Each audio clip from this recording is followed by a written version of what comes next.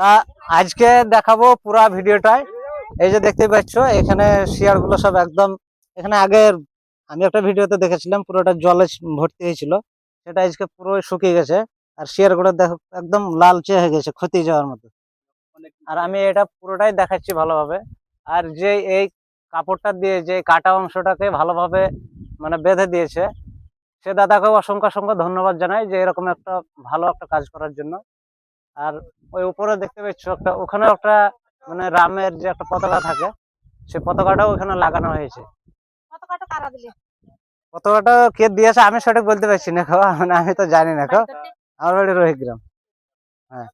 আর এই যে সব অনেকে এসছে দেখতে, দেখতেই পাচ্ছ প্রত্যেকদিন এইভাবেই মানে লোক। আজকে একটু ঠান্ডা আবহাওয়া মানে বৃষ্টি হচ্ছে বলে হয়তো অল্প লোক এসছে।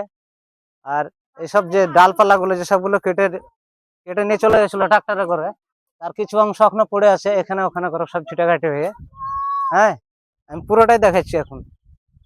আর এই যে পুরোটা হয়েছে, এটা একটা এরিয়া, মানে সামনে পিছনে আরো অনেক গাছপালা আছে।